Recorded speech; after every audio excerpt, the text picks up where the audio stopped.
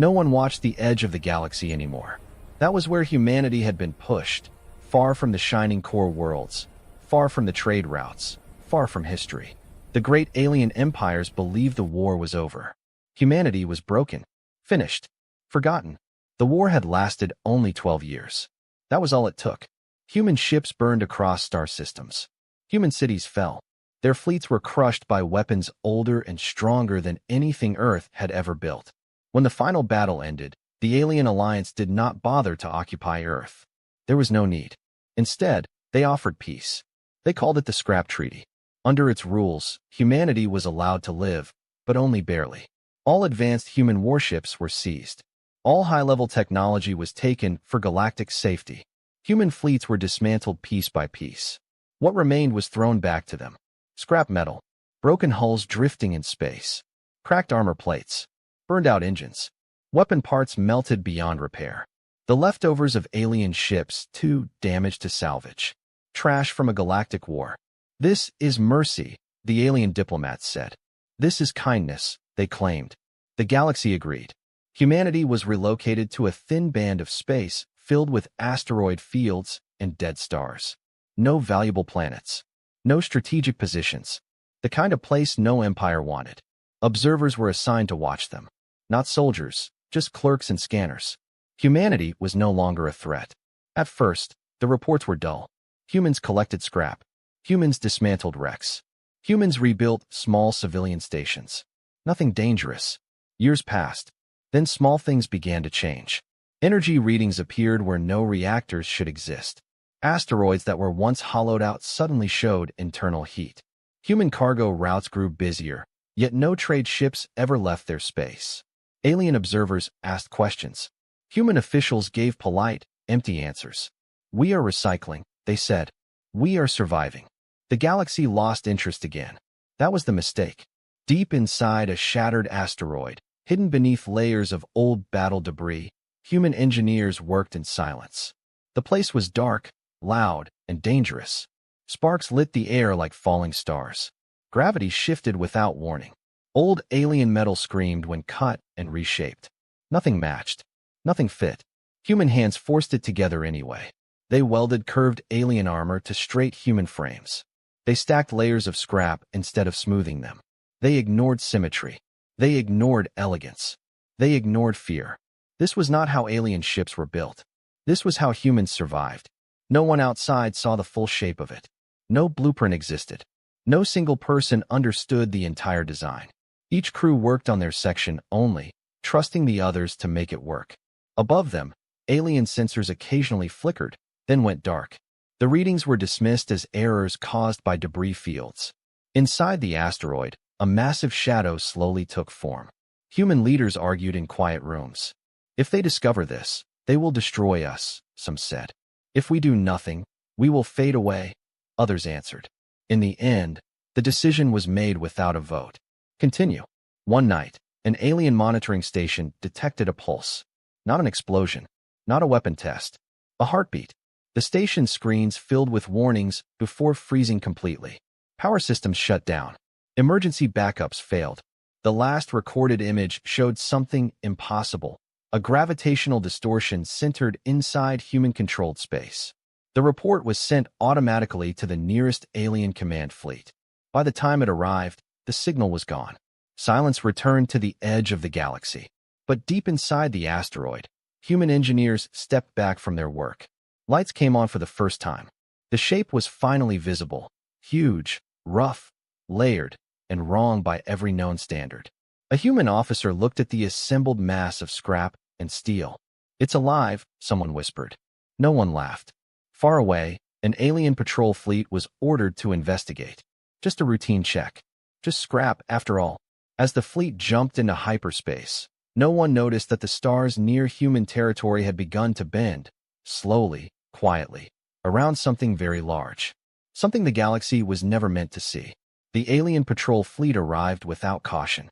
5 ships dropped out of hyperspace at the edge of human territory, their hulls polished, their systems perfect. They were not warships, only enforcement cruisers, designed to intimidate weaker species. Their commanders expected fear, apologies, maybe desperate negotiations. What they found instead was silence. Human space looked wrong. Asteroids drifted where charts said they should not. Debris fields were too neat, too controlled, as if guided by invisible hands. Long-range scans showed power signatures buried deep inside rock and metal, but none matched known reactor types. The alien commander frowned. Confirm readings. The answer came back the same. Inside one of the asteroids, alarms echoed softly. Not warnings, but notifications. Human workers paused, wiped sweat from their faces, and checked displays made from repurposed alien glass. "They're here," someone said. No panic followed. The order spread calmly through the hidden complex. Non-essential crews evacuated deeper. Bulkheads sealed. Systems shifted modes. Lights dimmed from white to red. The ship, still unnamed, accepted the change without complaint. It had no smooth corridors, no clean decks. It was a maze of reinforced scrap, layered again and again. Old alien armor plates overlapped human alloys. Damaged hull segments were welded into place not for beauty, but for survival. Where alien engineers chased perfection, humans chased function. Every piece of scrap had a story. A battle lost. A ship destroyed. A weapon that failed someone long ago. Humans remembered those failures. They learned from them. They built redundancy into everything. 3 power paths where one should exist. Manual overrides for systems meant to be automated. Cables thick enough to survive fire and vacuum at the same time. The ship was slow to wake, but when it did, the entire asteroid trembled. Deep in the core, the reactor began to spin. No alien species would have used such a design. It was unstable by nature, controlled not by elegant fields, but by brute force and constant adjustment. Human engineers stood at their stations, hands ready, eyes focused. They did not trust machines completely. They trusted people. Outside, the alien patrol ships moved closer. "Hail the humans," the commander ordered. The signal went out. A reply came almost immediately. "This is human-controlled space," a calm voice said. "You are not authorized to proceed further." The alien commander almost laughed. Under the scrap treaty, all human facilities are subject to inspection. There was a pause. Inspection denied. The alien bridge fell silent. "Humans," the commander said coldly, "you do not have the right to refuse." Another pause. "We are aware," the human voice replied. Behind the voice, faint metal noises echoed, heavy, distant, rhythmic. The alien sensors suddenly spiked. "Commander," an officer said, alarm rising, mass readings increasing. "Something large is moving." "Impossible," the commander snapped. "There is nothing but scrap and rock." The asteroid ahead began to, slowly. Cracks spread across its surface, not randomly, but in clean, deliberate lines. Chunks of rock drifted away, revealing metal beneath. Not smooth metal, layered metal. Scarred, burned, reinforced. The patrol fleet pulled back instinctively. "What is that?" someone whispered. The asteroid split open. From inside, a ship emerged. It was enormous, larger than any human vessel ever recorded. Its shape was uneven, brutal, almost monstrous. No 2 sections looked alike. Armor plates overlapped at odd angles. Engine arrays were scattered across its rear like scars. It did not glide forward. It pushed space aside. Gravitational sensors screamed as local gravity bent around the ship's mass. The patrol fleet's formation broke as stabilizers struggled to compensate. "This is an unauthorized military construction," the commander shouted. "Power down immediately." The human ship did not respond. Instead, more scrap fell away, revealing weapon ports, hundreds of them. Some were clearly alien designs, stolen and rebuilt. Others were completely unfamiliar. The ship's surface shifted. Plates slid. Layers rotated. Damaged sections pulled back as fresh armor locked into place. It was not repairing itself. It was rearranging itself. Adapting. "Commander," an officer said in panic. "Our targeting systems can't lock. The ship's profile keeps changing." The alien commander felt something new tighten in his chest. Fear. "Fire a warning shot," he ordered. One cruiser fired a low-yield plasma bolt. It struck the human ship's outer armor and spread harmlessly across the surface before dissipating. No damage. Not even a scorch mark. The human ship finally transmitted. "We warned you." Energy surged across its hull. Not a single beam, but many, different wavelengths, different outputs, layered together. The alien fleet tried to retreat. They were too slow. The human ship fired once. There was no explosion. One alien cruiser simply stopped existing, its matter torn apart, its energy scattered into nothing. The space it had occupied collapsed inward for a brief moment, then snapped back into place. The remaining ships froze. No pursuit followed. No second shot. The human ship held position, silent and waiting. Inside, human crew members exhaled slowly. Hands trembled, not from fear, but from restraint.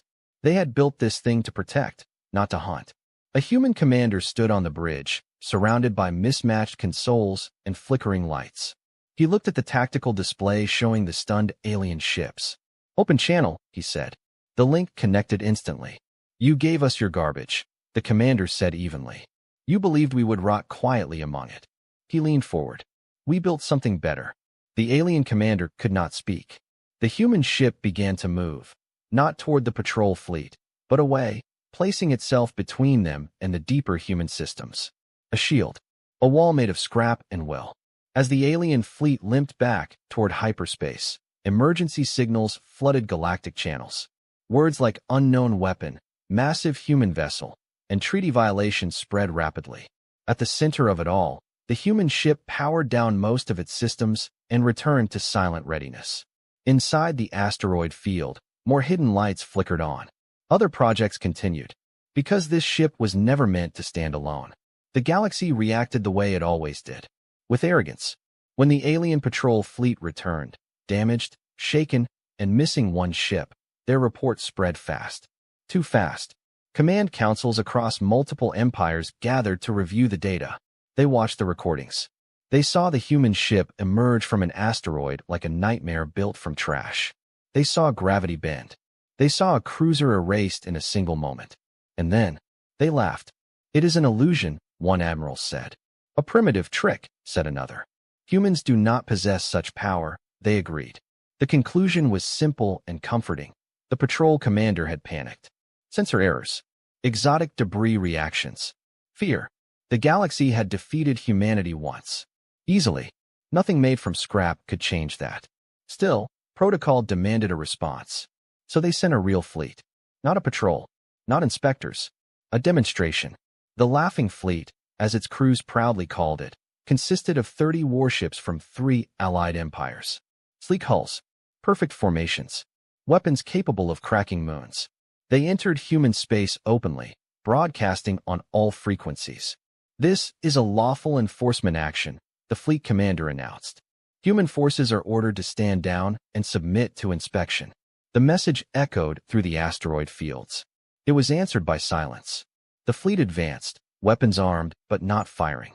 The commanders expected humans to hide again, to beg, to delay. Instead, the asteroids moved. Not randomly, not chaotically. They shifted aside with slow purpose, clearing a path. The human ship emerged. Up close, it looked even worse than before. Its armor was scarred, mismatched, layered like the scales of some ancient beast. Massive structural beams ran along its sides, exposed and reinforced.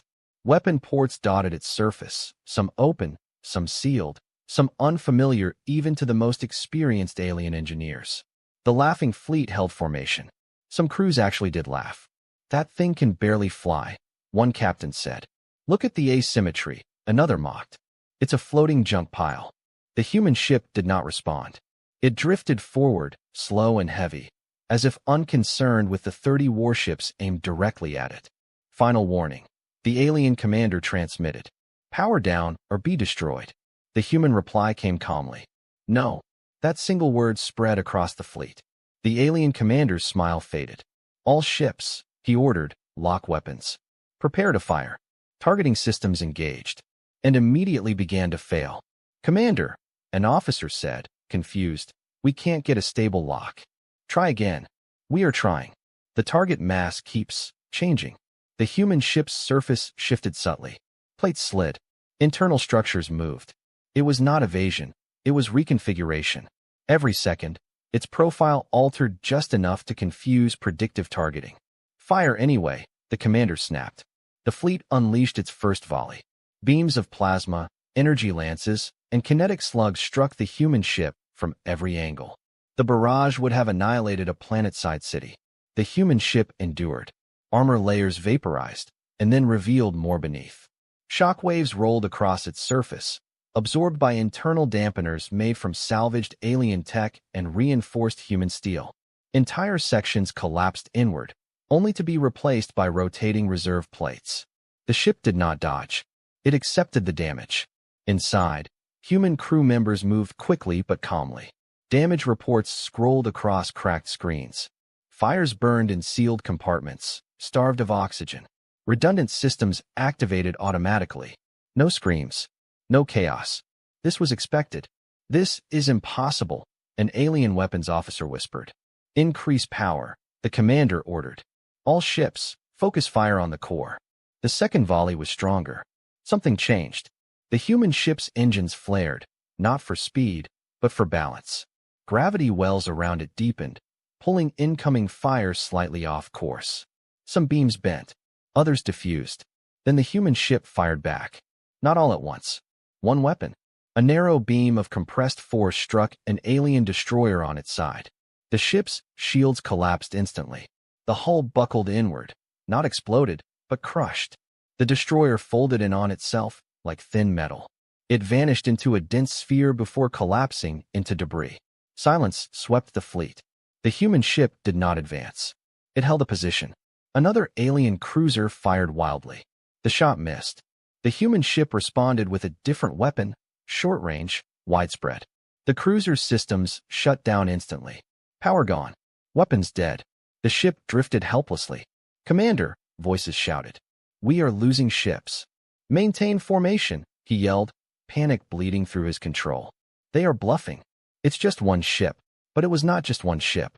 The human vessel transmitted again. "You still think this is about winning?" The human commander asked quietly. No one answered. The human ship moved forward at last, not fast, not aggressive. It placed itself directly between the laughing fleet and the deeper human territories. A living barrier. The alien commander realized the truth too late. The human ship was not built to destroy fleets. It was built to stop them. Every weapon system was optimized for disabling, crushing, isolating. Human engineers had studied alien doctrine carefully. They knew aliens feared total loss, feared unpredictability, feared close-range engagement. Humans used that fear. The laughing fleet began to break formation as captains tried to retreat. The human ship fired again. 3 shots, 3 different effects. One ship lost gravity control and tore itself apart. Another was slammed sideways into an asteroid. A third went dark, drifting silently. Still, the human ship did not pursue. "Why won't they finish us?" an alien officer cried. Because humans were watching. Every battle had taught them something. The ship's systems recorded data in real time, adjusting armor density, power distribution, and weapon output. The longer the fleet fought, the stronger the ship became. The alien commander swallowed hard. "All ships," he ordered, voice shaking, "full retreat. Jump immediately." Hyperspace engines charged. The human ship did nothing. Then, just before the fleet jumped, a message broadcast across all channels. Open, unencrypted, impossible to ignore. "This ship was built from what you threw away," the human commander said. "Imagine what we could build if we wanted revenge." The laughing fleet fled. Across the galaxy, the footage spread faster than any official denial could stop it. Analysts replayed the battle again and again. One ship, 30 warships. No pursuit. No extermination. That frightened them more than total destruction ever could. In the aftermath, alien governments argued. Some demanded immediate annihilation of human space. Others hesitated, because something had become clear. Humanity was not hiding anymore. And this ship, this ugly, impossible monster of scrap and steel, was only the beginning. Far back in the asteroid fields, unseen by alien eyes, other shadows shifted. Larger. Waiting. The galaxy stopped laughing. Not all at once. Not openly. At first, the reaction came quietly. Delayed transmissions, canceled patrol routes, fleets reassigned for training. Official statements dismissed the battle as an isolated incident. A misunderstanding. An overreaction. But fear does not listen to statements. Fear listens to patterns. And the pattern was clear. Every time an alien ship approached human space, it vanished from the charts for a little longer than expected. Not destroyed, not captured, just delayed. Engines disabled, systems scrambled, crews shaken and returned with stories they could barely explain. The human ship never chased, never crossed borders, never threatened core worlds. It simply waited. That waiting was worse than any attack. Within human territory, the atmosphere was tense but controlled. Civilian traffic was redirected. Colonies went dark, hiding behind layers of signal masking. Children were moved underground. Food reserves were rationed. They all knew the truth. The galaxy would not allow this to stand. Inside the great scrap-built warship, the crew worked without pause.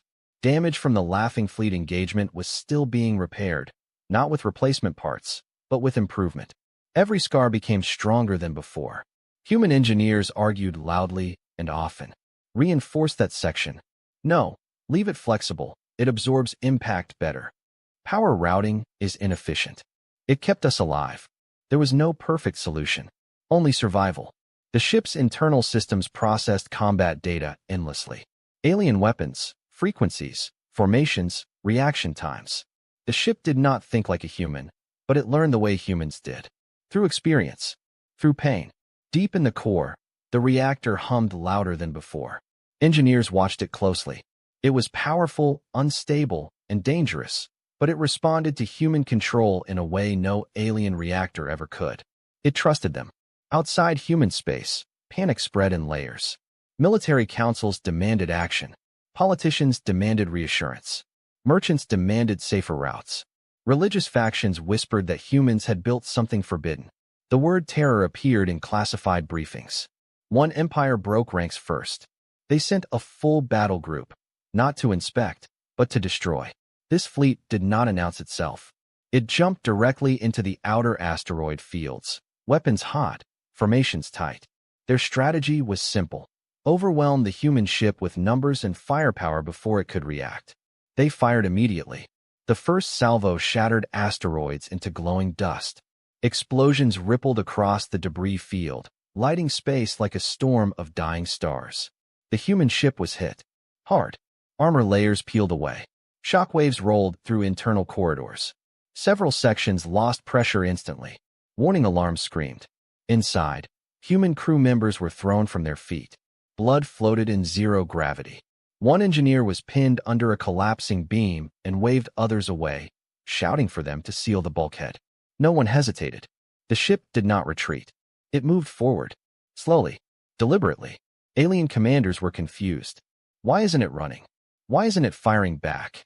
Because the human ship was doing something else. It was changing.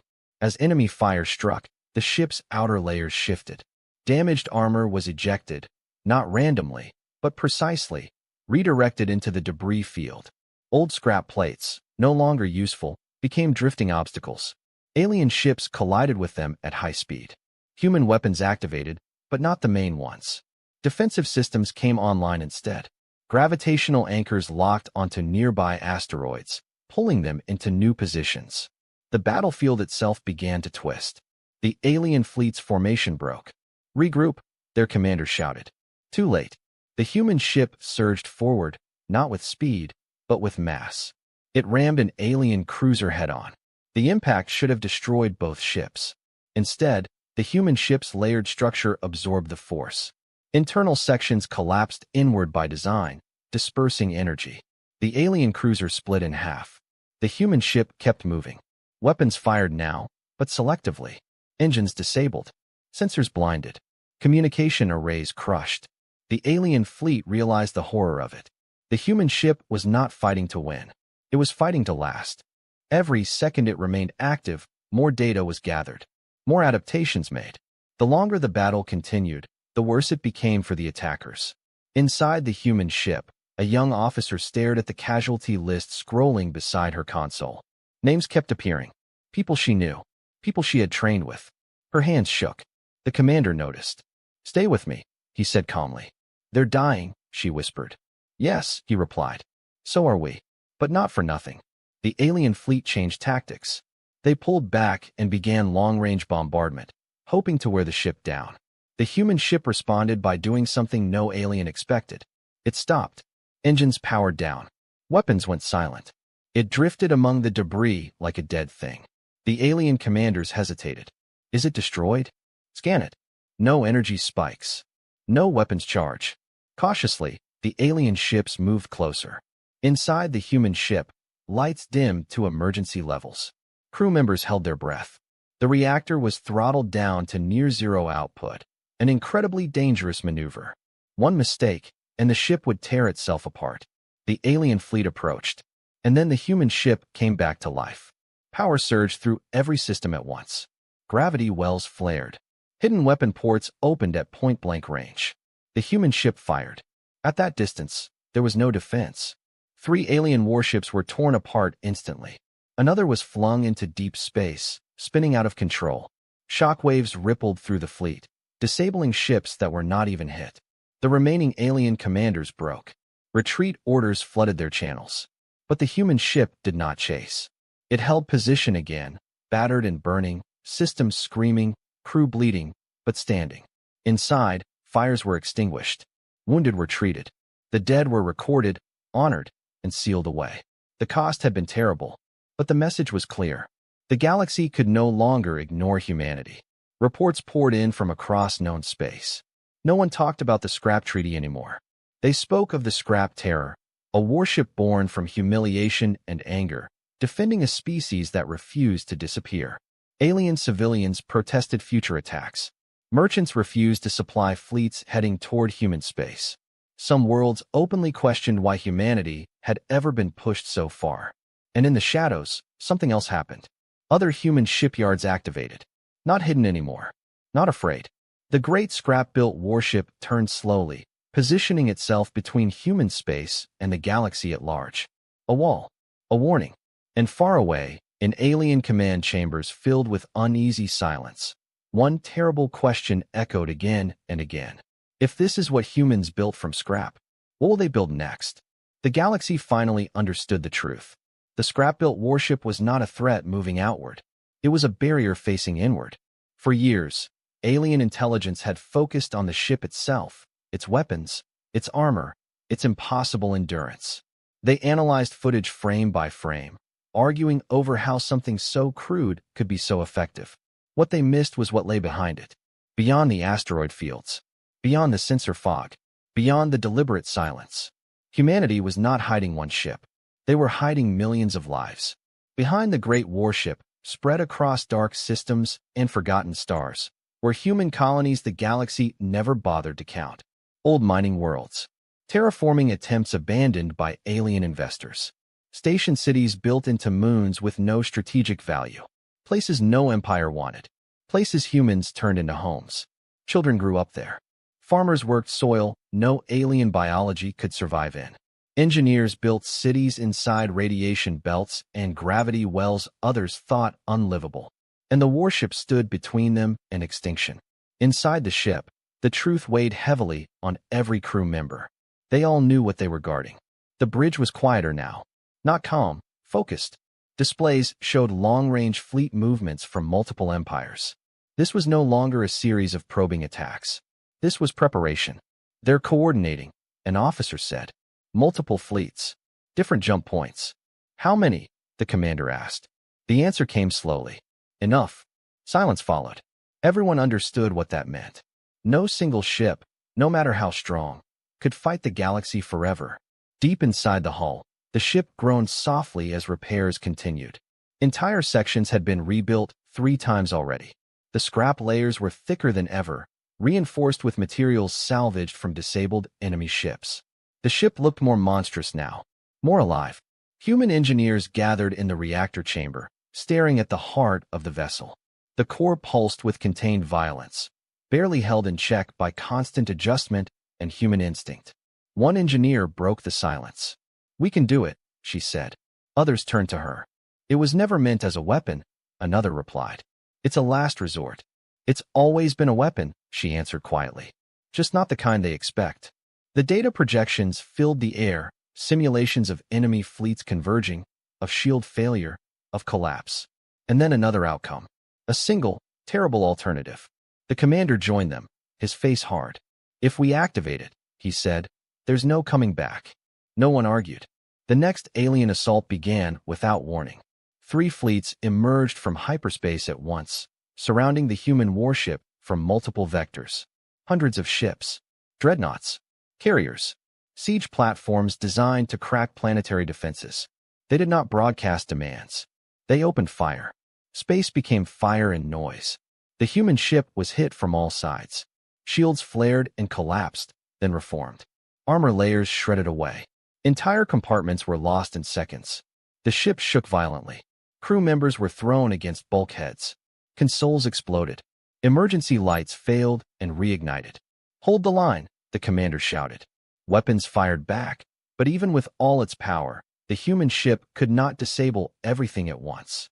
For the first time, alien ships pushed past it. Just a few, but enough. Alarms changed tone. Enemy vessels breaking through. Trajectory toward inner systems. Colonies in range.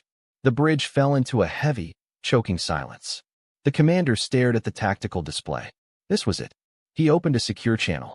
"All hands," he said calmly, his voice steady despite the chaos. "This is the moment we prepared for." No one asked what he meant.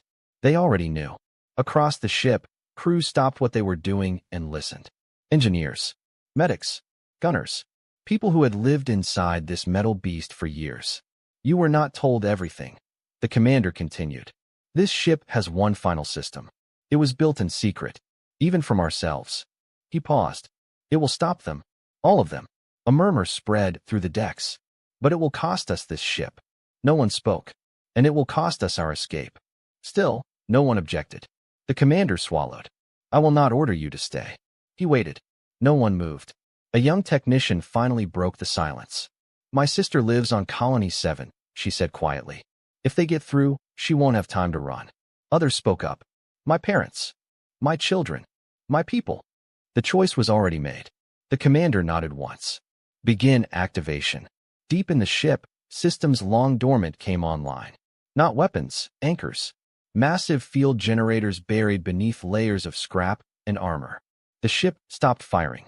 Alien commanders noticed immediately. "They're failing," one said eagerly. "Push through." Enemy ships surged forward. The human ship did not resist. Instead, space around it began to change. Gravity twisted, not violently, but widely.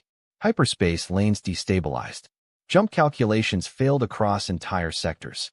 "What are they doing?" an alien navigator shouted. Too late. The human ship locked itself into place. It became a node, a living dam in the fabric of space. The field expanded outward, enveloping the attacking fleets. Engines screamed. Drives overloaded. Ships were dragged out of formation, pinned in real space with no escape. The human ship began to tear itself apart. Internal stresses reached critical levels. Bulkheads buckled. The reactor flared wildly as power was diverted into the field. Crew members were thrown from their stations. Fires raged unchecked. Hull breaches opened faster than they could be sealed. The commander stayed on the bridge. "Colonies?" he asked. A battered officer looked up, tears streaking across her face. "Jump lanes collapsed," she said. "Enemy ships can't reach them." The commander closed his eyes. "Good." Alien fleets panicked. "Disengage. Emergency jump." Why won't it respond? They were trapped, not destroyed. Stopped. The human ship held the field as long as it could. Minutes felt like hours. Inside, life support failed section by section. The crew moved wounded to safer compartments that no longer existed.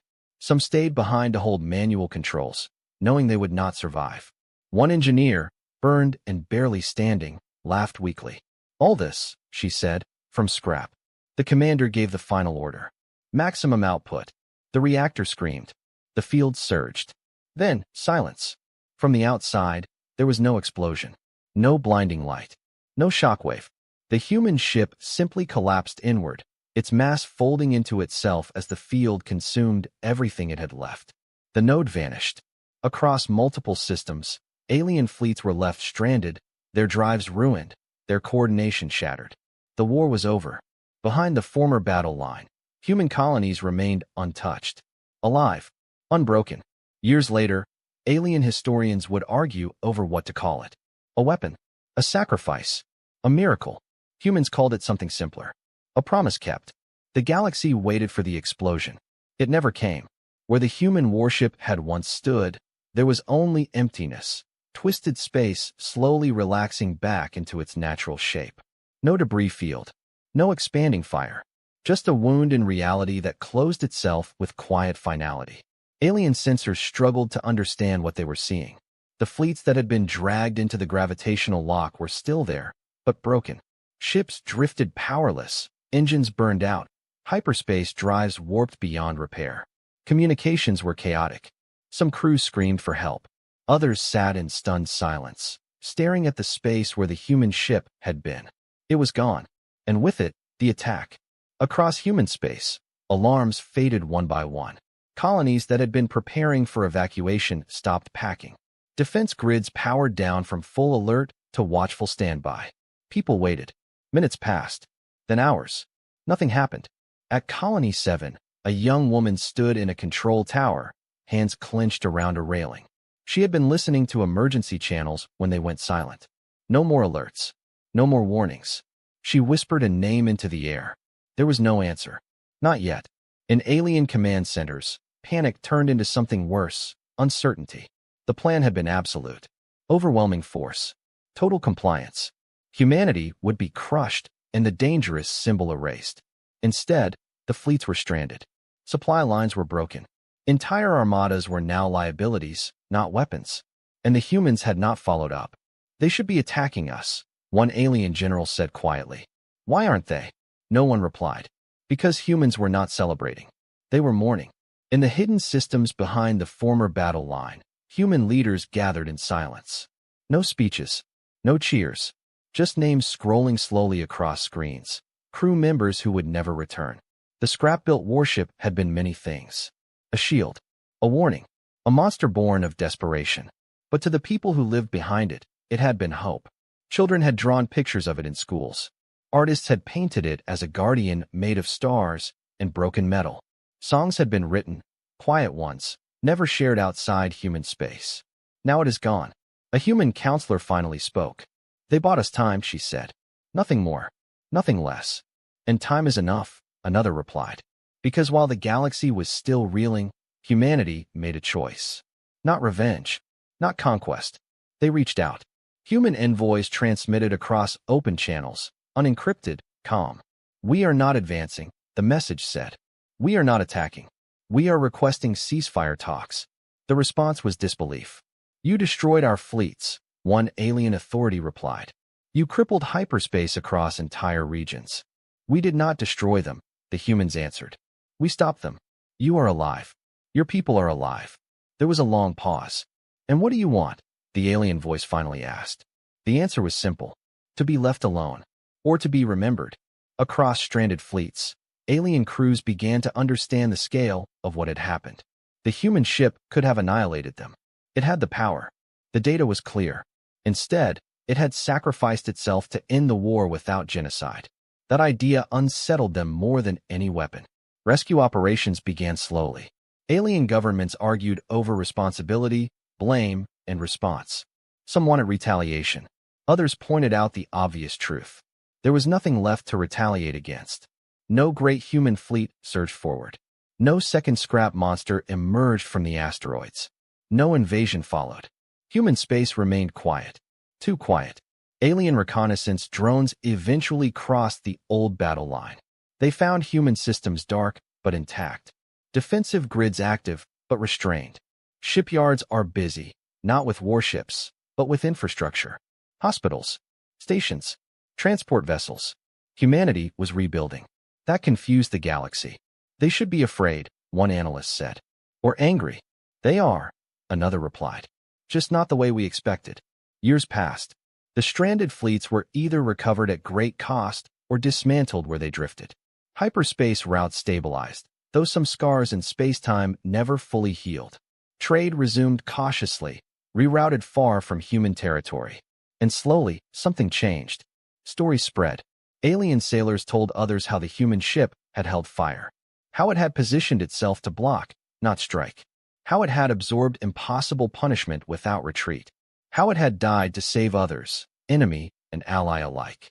The term human choice began appearing in academic circles. It described a pattern alien strategists struggled to understand.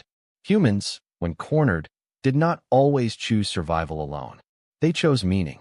On a distant alien world, a memorial was quietly erected near a spaceport. It was not official, just a piece of scrap metal mounted upright, scarred and burned. No name was carved into it. Only a simple line, translated into dozens of languages. They could have destroyed us. They did not. Humanity noticed. They did not comment. Back in human space, a new generation grew up hearing the story, not as a legend of victory, but as a lesson. They learned about the scrap treaty, about being underestimated, about building from nothing, and about the warship that chose to stand still so others could live. In one quiet system, a small human shipyard floated openly for the first time. No camouflage, no hiding. Its frames were clean. Its designs are modest. But in the center of the yard floated a single piece of old metal, twisted, blackened, unmistakable. A fragment recovered from the final moments of the great ship. Workers passed it every day. Some touched it for luck. Others simply nodded. They were not building another monster. They were building a future. Far away, alien observers watched the shipyard carefully. Not with fear, with respect. Because the galaxy had learned something it would never forget. When humanity finally shows its full power, it is not the weapon you should fear. It is the choice they make when they could use them. The war ended without a treaty. There were no grand ceremonies, no signatures carved into shining tables, no victory parades drifting through the stars. The galaxy simply stopped. Ships slowed. Fleets stood down. Borders that had once been enforced with guns were now enforced with hesitation. Fear had changed shape. At first, alien governments tried to pretend nothing had happened. Official records labeled the conflict a localized instability. Reports about stranded fleets were sealed. The footage of the scrap-built warship was classified, locked behind military firewalls. But fear does not stay classified for long. Alien sailors talked. Engineers whispered. Civilians noticed supply shortages caused by lost fleets and broken trade routes. Parents asked why recruitment numbers were falling. Merchants rerouted ships farther and farther away from human space, even when it cost them fortunes. The unspoken rule spread faster than any law. Do not provoke humans. Not because they would strike back, but because no one knew what they would give up next. Military strategists gathered in quiet rooms and stared at projections they could not solve. Every simulation ended the same way. Humanity lost ships. Humanity lost worlds. Humanity lost people. And still, humanity endured. That ship should not have worked, one alien analyst said, rubbing tired eyes. It shouldn't have existed, another replied. But it did, a third whispered.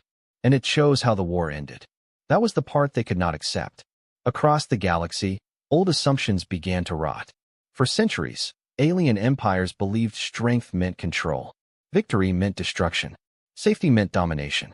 Humanity shattered that belief without conquering a single world. They showed the galaxy something far worse than a superior weapon. They showed restraint backed by resolve. In the years that followed, alien fleets were slowly rebuilt, but differently. Heavier armor, redundant systems, emergency protocols copied from captured human data, not to fight humans, but to survive if humans ever fought them again. Even so, no one moved their fleets closer. Human space became a dead zone on star charts, not because it was forbidden, but because no one wanted to test the silence. Within that silence, humanity changed. The loss of the great warship cut deep. There were no replacements, no attempts to rebuild it. The designs were sealed away, not as secrets, but as graves. Human leaders made a deliberate choice. No more symbols of terror. They focused inward. Colonies were strengthened. Communication networks expanded. Medical ships traveled between systems, carrying supplies instead of weapons. And something unexpected happened. Alien ships began requesting help. At first, it was small. A damaged freighter drifting near human space, its crew poisoned by radiation leaks no one else wanted to deal with. Human rescue vessels answered the distress call. They did not ask for payment. Word spread. A trade convoy caught in a stellar storm. Human ships arrived. A mining accident on a forgotten moon. Human engineers came. A refugee flotilla abandoned by its own government. Humans took them in. Alien observers were confused. Is this a strategy? One asked. No. Another replied slowly. This is who they are. Fear changed again. It softened, but it never vanished. Because every alien captain knew the truth. The same people offering aid were the ones who had built a warship from trash and held the galaxy hostage with a sacrifice. That duality unsettled them. In alien academies, a new subject appeared: human behavior under pressure. Students studied recordings of the battles. They analyzed the moment the human ship stopped firing, the moment it chose to block instead of advance, the moment it died to end the war without annihilation. They could measure the energy output. They could calculate the mass. They could not calculate the decision. One professor summarized it best: humans are not dangerous because they are violent. Humans are dangerous because they decide when violence matters. Meanwhile, human children learned a different lesson. They were taught about the scrap treaty, not as humiliation, but as warning. About what happens when others decide your worth. About what it means to build with your hands when no one gives you tools. And about the ship. Not its weapons. Not its victories. Its last stand. Every year, on the quiet anniversary of its disappearance, human colonies observed a moment of stillness. Ships cut engines. Stations dimmed lights. People stopped speaking, just for a minute. Then life went on. Because that was the point. Far from human space, cracks began to form in the great empires. Some citizens asked why their leaders had pushed humanity so far. Others asked why so many lives and fleets had been wasted trying to erase a species that only wanted space to breathe. Protests erupted. Councils fractured. Smaller worlds broke away, refusing to fund future preventive wars. Humanity did not encourage this. They did not need to. Fear did the work for them. But fear alone cannot shape a future. Something else began to replace it. Respect. Quiet. Uneasy. Earned. An alien diplomat finally crossed into human space under open escort. No weapons. No threats. Just a message. "We want to understand you," he said. Human leaders listened. They did not forgive easily. They did not forget. But they spoke. About survival. About rebuilding. About why the ship had been built in the first place. "It was never meant to rule," one human said. "It was meant to make sure we still existed tomorrow." The diplomat returned. Soon, others followed. Human space was no longer ignored. It was watched. Not as prey. Not as an enemy. As a reminder. At the edge of a distant alien world, an old scrapyard was shut down. The metal was left untouched, rusting under alien suns. No one wanted to use it anymore. Because somewhere in the collective memory of the galaxy, scrap was no longer junk. It had potential. And potential, in human hands, was terrifying, yet hopeful. Years later, when historians finally named the era, they did not call it the Human War. They called it the pause. The moment the galaxy stopped rushing toward destruction and waited to see what humanity would do next. And humanity? They kept building. Quietly. Carefully. With eyes always turned toward the stars. Not to conquer them, but to make sure they never had to build another ship like that again. The galaxy never fully returned to what it was. Trade lanes reopened. Governments stabilized. Fleets were rebuilt and repainted. On the surface, life continued as it always had. But underneath, something permanent had shifted. The old certainty was gone. For thousands of cycles, the galaxy had believed in a simple order. The strong ruled, the weak obeyed, and those who fell behind were erased or forgotten. Humanity had been placed neatly into that final category. Then they had been given scrap, and the galaxy learned how wrong it had been. In the years following the war's quiet end, the story spread, not as propaganda, not as legend, but as memory. It was told differently in every world. Some versions painted humans as monsters who could have ended everything but chose not to. Others described them as reckless survivors who gambled reality itself. A few, whispered in private, called them heroes. Humans never corrected any of it. They did not build statues of the warship. They did not name holidays after battles. There were no official memorials broadcast across space. Instead, they remembered privately. On human worlds, fragments of scrap were kept in simple places. A twisted beam mounted in a school hallway. A scorched armor plate embedded in a garden wall. A cracked control panel preserved behind glass in a small museum no alien tourist ever visited. Each piece carried a quiet plaque. Built from nothing. Hold the line. Choose others. That was enough. A decade after the war, the first major galactic summit since the conflict was held. Human delegates were invited, not as conquered subjects, not as feared enemies, but but as equals. Many doubted they would come. They did. Their ships were modest, functional, unarmed beyond basic defense. No hidden dreadnoughts followed them through hyperspace. That alone unsettled everyone. During the summit, old powers spoke carefully. Words like regret and miscalculation were used instead of apologies. Promises were offered, shared research, protected borders, mutual defense. When it was the humans' turn to speak, the chamber waited. A human representative stepped forward. Not a soldier, not a politician shaped by war. Just a woman who had grown up in one of the hidden colonies. "We were forgotten," she said simply. "That was the first mistake." No one interrupted.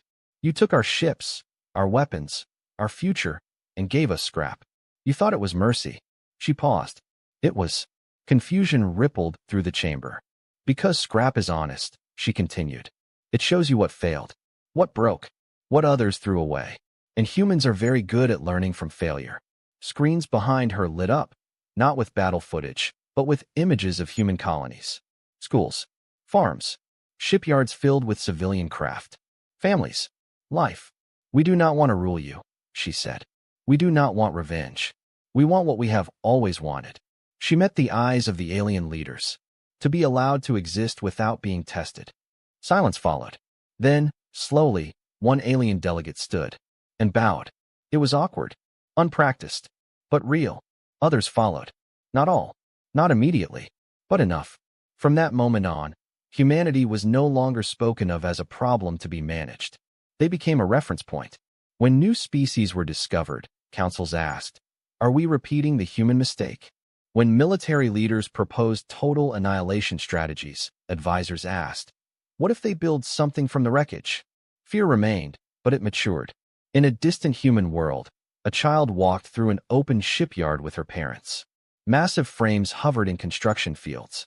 Welders sparked. Engines were tested. She pointed at a pile of old metal set apart from the rest. "What's that?" she asked. The parent smiled softly. "That's what saved us." "Can we build another one?" the child asked. The parents shook their heads.